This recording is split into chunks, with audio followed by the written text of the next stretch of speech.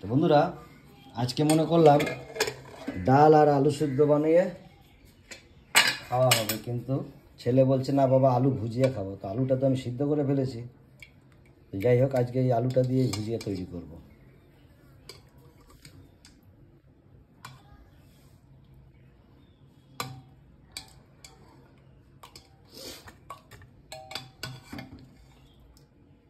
আলুটা কিন্তু খুব সুন্দর করে আমার সিদ্ধ হয়ে গেছে ডালের সঙ্গে।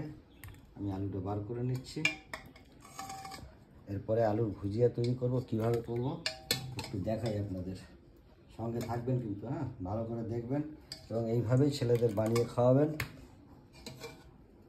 আলুটা আগে আমি ছোট ছোট পিস করে কেটে নেব, বেশ যেরকম আলু পোস্ততে আলু দেওয়া হয় ওইভাবে ছোট্ট ছোট্ট করে।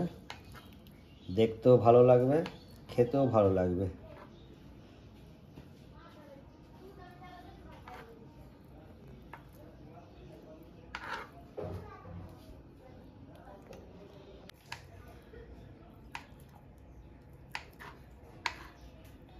বাচ্চাদের আবদার আপনাদের শুনতেই হবে, আমরাও শুনি, আপনাদেরও শুনতে হবে, কিছু করার নেই। কারণ এখনকার বাচ্চারা এটা খাবো না, ওটা খাবো না, সেটা খাবো না করে বেড়ায়।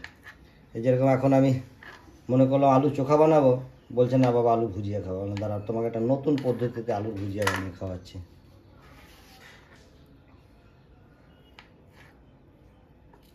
আলুটা কাটা হয়ে গেছে, আমি দিয়ে দিচ্ছি কড়াইতে তেল। তেল গরম হয়ে গেছে, আমি দিয়ে দিচ্ছি অল্প জিরে। জিরেটা কিন্তু দিতেই হবে, জিরেটা না দিলে বেশ ভালো লাগবে না। জিরেটা আমি পুরোটা লাল হতে দেব না, তার আগে আগুনটা কমিয়ে দেব এবং আলুগুলো আমি আস্তে আস্তে ছেড়ে দেবো।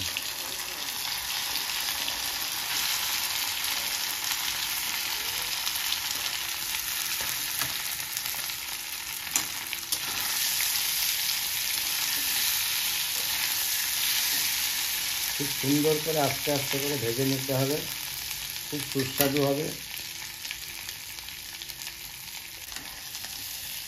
বেশি ঘাটাঘাটি করা যাবে না, তাইলে আবার এটা চোখার মতো হয়ে যাবে। তাই এটাকে খুব আস্তে আস্তে ঝিমিয়ে আগুনে ভেজে নিতে হবে।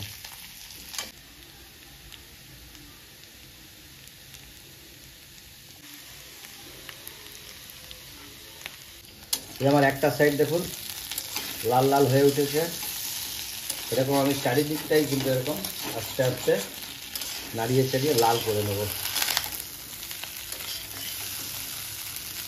এরকম লাগছে বলুন, সেই যেরকম টিকিয়া বানানো হয় একদম ওই রকম মচমচে হবে।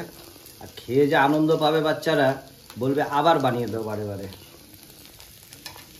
এইভাবে একটু নাড়াচাড়া দিয়ে দিয়ে ছেড়ে দিতে হবে, আস্তে আস্তে লাল হবে, আবার সেই পেটটা উল্টে দিতে হবে। তো বন্ধুরা দেখুন, আমি সাইডগুলো বেশ সুন্দর করে লাল করে সেঁকে নিয়েছি। এরপর দিয়ে দেবো পরিমাণ মতো নুন,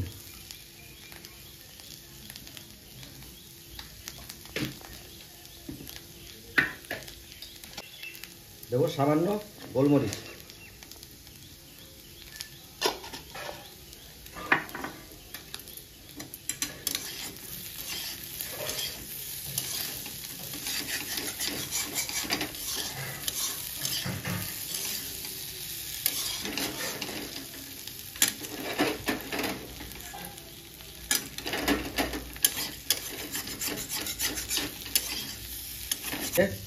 আমার সিদ্ধ আলুর ভুজিয়া আমি রেডি করে ফেলেছি।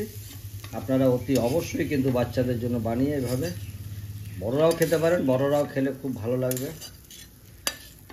কিন্তু আগে বাচ্চারা খেয়ে ভাগে থাকবে আমাদের জন্য, তবে তো